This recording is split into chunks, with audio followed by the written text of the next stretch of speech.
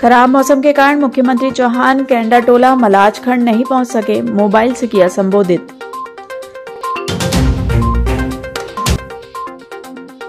कमलनाथ ने किया वीरांगना अवंतीबाई लोधी की भव्य प्रतिमा का अनावरण।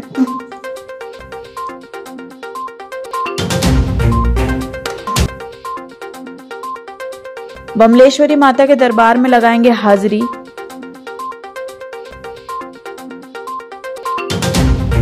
मुख्यमंत्री शिवराज सिंह चौहान का आज 22 सितंबर को मुख्यमंत्री जनसेवा अभियान शिविर में केंडाटोला मलाजखंड आने का कार्यक्रम निर्धारित था। अधिक वर्षा होने एवं मौसम खराब होने के कारण सौंसर जिला छिंदवाड़ा से हेलीकॉप्टर का उड़ना संभव नहीं होने के कारण वे केंडाटोला मलाजखंड नहीं पहुंच सके। इस पर मुख्यमंत्री श्री चौहान ने मोबाइल फोन के जरिए केंडाटोला शिविर में उपस्थित जन समुदाय को संबोधित किया। मुख्यमंत्री चौहान ने खराब मौसम के कारण केंडाटोला शिविर में नहीं आने के लिए जनता से क्षमा मांगते हुए कहा कि वे मुख्यमंत्री जनसेवा अभियान के अंतर्गत लगने वाले दूसरे शिविर में शीघ्र ही आने का प्रयास करेंगे। केंडाटोला में आयोजित जनसेवा अभियान शिविर में आयुष मंत्री श्री रामकिशोर कावरे ने विभिन्न योजनाओं के हितग्राहियों को हितलाभ का वितरण किया। इस अवसर पर उन्होंने लाडली लक्ष्मी योजना की बालिकाओं का सम्मान किया और उन्हें प्रमाण पत्र दिया। मध्य प्रदेश कांग्रेस कमेटी के अध्यक्ष और पूर्व मुख्यमंत्री कमलनाथ द्वारा खैरलांजी में अखिल भारतीय लोधी महासभा द्वारा आयोजित वीरांगना अवंतीबाई लोधी की भव्य प्रतिमा अनावरण कार्यक्रम के बाद जनता को संबोधित करते हुए कहा कि पड़ोसी जिलों की रियासतों को वीरांगना रानी अवंतीबाई ने जोड़ने का कार्य किया था। 1857 में रानी अवंतीबाई ने अंग्रेजों से लोहा लिया था। रानी अवंतीबाई से प्रेरणा लेनी है, उन्होंने अपने देश को बचाया है। आज प्रदेश को बचाने की आवश्यकता है। इस दौरान कमलनाथ का भाषण सामाजिक कम और भाजपा के खिलाफ आक्रोश वाला अधिक दिखाई दिया। आगे आपने भाजपा की सरकार को झूठ और कलाकारी की सरकार निरूपित किया। 18 साल के राज में यह सरकार आज पूरे देश में भ्रष्टाचार करने के मामले के 1 नंबर पर है। उन्होंने कहा कि मध्य प्रदेश के भविष्य के लिए सभी को मिलकर लड़ने की आवश्यकता है। आज नौजवान बेरोजगार है, किसानों को न्याय नहीं मिल रहा है, खाद्य धान के लिए न्याय की लड़ाई लड़ना है। तस्वीर सबके सामने है। भाजपा का साथ मत देना, परंतु सच्चाई का साथ जरूर देना।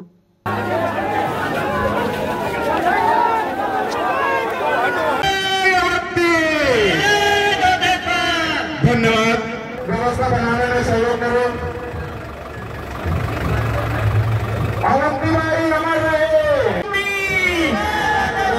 जय जय अवंती, जय जय अवंती। हेलो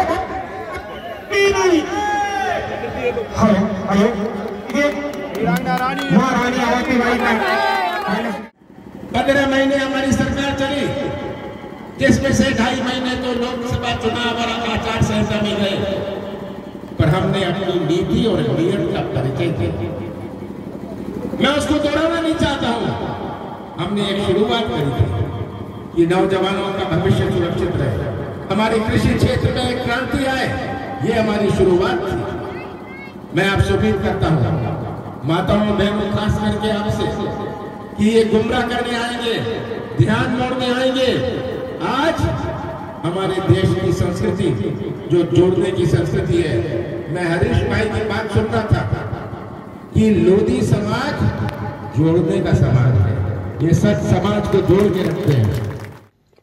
इस दौरान लोधी समाज के नेता और पूर्व जिला पंचायत सदस्य रामकुमार नागपुरे और अखिल भारतीय लोधी महासभा के प्रदेश अध्यक्ष प्रोफेसर हरीश लोधी हेलीकॉप्टर से श्री कमलनाथ के साथ छिंदवाड़ा पहुंचे। सभी लोगों ने वारासिवनी से कार्यक्रम समाप्ति के पश्चात उड़ान भरी, जो जनता और राजनीतिक गलियारों में चर्चा का विषय बना हुआ है। रामकुमार नागपुरे को खैरलांजी से भले ही उनके हेलीकॉप्टर में वारासिवनी तक जगह नहीं मिली हो, लेकिन उनके वारासिवनी से श्रीनाथ के साथ छिंदवाड़ा तक उड़ने की खबर ने राजनीति का पारा जरूर बढ़ा दिया है। जिला मुख्यालय बालाघाट से लगभग 8 किलोमीटर दूर स्थित ग्राम कायदी से श्रद्धालुओं का जत्था 22 सितंबर को भारी बारिश के बीच मां बमलेश्वरी माता के दरबार में हाजिरी लगाने के लिए डोंगरगढ़ पदयात्रा करते हुए डोंगरगढ़ के लिए रवाना हुआ। इस दौरान श्रद्धालु माता रानी के जयकारे लगाते हुए बरसात के बीच अपने गंतव्य की ओर आगे बढ़े, जिनमें पदयात्रा को लेकर काफी उत्साह नजर आया। कायदी निवासी माता रानी के भक्त रमेश नागेश्वर ने बताया कि वे प्रतिवर्ष बमलेश्वरी माता के दरबार में हाजिरी लगाने आते हैं और 15 वर्षों से लगातार वे लोग डोंगरगढ़ जाते हैं। श्री नागेश्वर ने बताया कि उनकी कोई संतान नहीं थी और उन्होंने माता रानी से मन्नतें मांगी थी, जिसके बाद उनकी 2 बेटियां हुई।